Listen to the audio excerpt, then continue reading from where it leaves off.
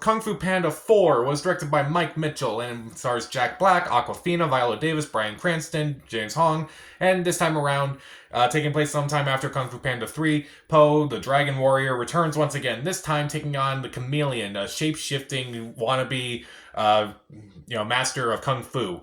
So he teams up with a fox voiced by Aquafina to take down this chameleon once and for all. So this was a movie that I was actually really looking forward to because, believe it or not, I did not see any of the Kung Fu Panda movies in theaters. I remember when the first movie came out, it was kind of like in this era where I was like kind of against animated movies. But eventually, I kind of saw all three after Kung Fu Panda 3 came out. And honestly, I feel bad that I slept on this franchise. This franchise is really good. The animation's great. The fight scenes are great. The voice acting's incredible. The messages are really good. And I think it was just one of those movies that kind of came out of nowhere. It's like, that movie kind of just surprised me. I'm like really glad that I eventually just watched these movies. They're all fantastic, and rewatching them again for this new movie, I was really excited for this one. This movie looked like a lot of fun. Even though we didn't see a whole lot of trailers for it, I was still really looking forward to seeing what Kung Fu Panda 4 was going to be like. And honestly, I am very disappointed in this movie. This movie is just not to par with the original three. If I had to use an analogy, I feel like the best way to describe this is what I feared Kung Fu Panda would be like going into it. Like if I had not known what this franchise was going to become beforehand, I feel like this would have been like a run-the-mill movie, like run-the-mill kids movie. It's like, oh, keep them entertained for a couple hours and such. But knowing that this franchise has kind of gone out of its way to kind of like give you heartwarming messages and to kind of do great things with the story and messages and animation, this fourth one just kind of feels like it just doesn't. It feels half baked compared to the other ones. But let's be fair. Let's start off with the things I do like in this movie. First off, the voice actors do a fantastic job. Jack Black is always really good as Poe, a role that's basically tailor made for him. He's still really funny. He still has some moments here and there. Aquafina does an alright job. Viola Davis does a lot with her very, I don't want to say small role, but very underwritten role. Like, she's giving it her all, surprisingly. And it's like, Viola Davis is kind of like starting to get into like roles where it's like you wouldn't expect her to appear in a movie like this. You wouldn't expect her to appear in a movie like The Hunger Games, and you wouldn't expect her to appear in a movie like Kung Fu Panda. But she's doing a lot with it, and I do think she's doing a really good job here. Bryan Cranston and James Hong are doing a decent job as well. Uh, they're kind of pointless in this movie, but I'll talk about that.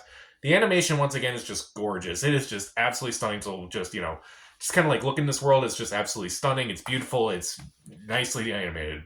The fight scenes are fantastic as well. Well, for the most part. Some of the fight scenes are really well done. There are some fight scenes I don't like, but I'll talk about that. There's still some funny moments here and there that kind of got me. Like, there's this one tavern that's on the edge of a cliff, and they kind of have a lot of jokes with that was kind of funny. Occasionally, there's some jokes that are pretty funny, but some of them are kind of hit and miss. But again, talk about that later. And there's this cover of Baby One More Time by Tenacious D, which is pretty awesome. It's a lot of fun. I've been listening to it ever since I saw this movie, but it kind of occurs to me, two things kind of occurred to me afterwards. One of the best parts about this movie is in the credits of this movie. So why didn't they just use this song earlier? It's just, yeah, I don't understand why they just didn't do this. It's like, it's just so random. Like, it doesn't have any purpose in this movie other than to kind of be this cool cover of a song. It's cool, but you don't use it in your movie. You just use it in the end credits. That's just kind of lazy to me. But with that out of the way, let's talk about the things I don't like in this movie. First off, there's no Furious 5 in this movie. Like, they kind of mention that, oh, they're off on their own missions. It's like, really? You really couldn't bring back Seth Rogen, Lucy Liu, Jackie Chan, Angelina Jolie, David Cross to reprise their roles of Furious 5? It just kind of doesn't really make a whole lot of sense. Use of some of the actors is just kind of underwhelming. Like, again, Bryan Cranston and James Hong, their storyline is honestly just kind of pointless to me. Dustin Hoffman as Master Shifu is actually even more pointless than Lian Peng in this movie. Like, his character is just useless in this movie. Like, he was great in the initial trilogy, and he has no reason to be in this movie other than to kind of do the same thing that he's been doing for a couple scenes. And also, Ki Hui Kwan appears in this movie, kind of. His character doesn't really do much for me, if I'm being honest. His jokes didn't land. Didn't really care a whole lot for his character. I still like the actor. Still think he seems really nice and such, but his character just didn't do much for me.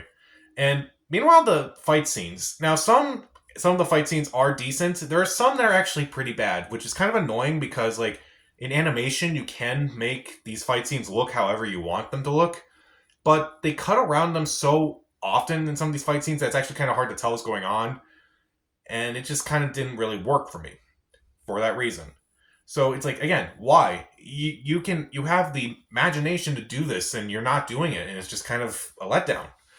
Meanwhile, a lot of things kind of just feel half baked. Like the jokes are just hit and miss. Some of the jokes I actually thought were really bad. There was one. So if you remember at the end, you remember at some point in Kung Fu Panda 3, Poe gets Master Oogway's staff, and the first thing you see in this movie with him using is he opens up a restaurant with it, and of course Master Shifu's offended by that. And honestly, I was kind of offended too. That's kind of weird. It's like you watch the original trilogy from the viewpoint of Poe, and now you're watching Kung Fu Panda 4, and you're acting like Shifu. That's kind of weird to me now thinking about it. So a lot of the jokes I felt like were kind of hit and miss. The whole subplot involving Li and Ping, they're really worried about Poe, so they're going to after him at some point. It didn't really work. It was just kind of a pointless subplot to kind of at least throw in a couple of the characters that were in the previous movies. I did not really care for it. At times, this movie kind of feels like it's a TV movie rather than like a movie that's like, it's kind of like, you know how like you used to do like direct to DVD movies for like some of the animated movies? This kind of feels like one of them. Like everything kind of feels half baked. Like there's a twist in this movie because of course there's got to be a twist in this movie, and then they kind of just make up almost immediately. It just kind of feels lazy. It kind of just doesn't work. It really just, I don't want to say it's an awful movie by any means, but it reminded me of Toy Story 4 a little bit.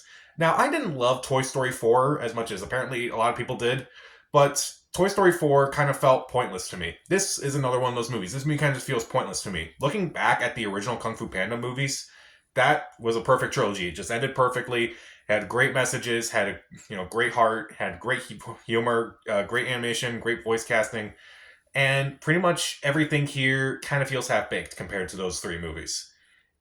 I can at least say it's not the worst DreamWorks sequel that's out right now. So, I have to give it that, I guess? I mean, you can watch this movie and kind of enjoy it at times, but you just constantly thinking back to how they originally did in the original movies. And then there's this movie that doesn't really have the heart, the humor, the message. It just kind of falls apart.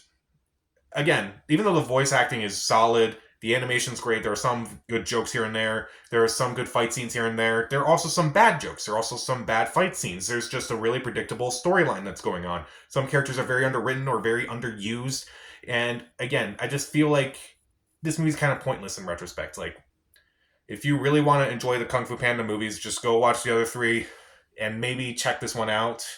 I don't hate this movie by any means. I'm not like furious at this movie. Furious 5. I'm not angry at this movie by any means, but I'm not going to say skidoosh with this movie. Just it's good disappointment.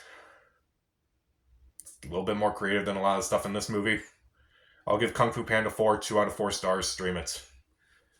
So, have you seen Kung Fu Panda 4? And also, what's your favorite movie starring Jack Black? Comment down below. Subscribe to the channel. This is Pat. Stay safe.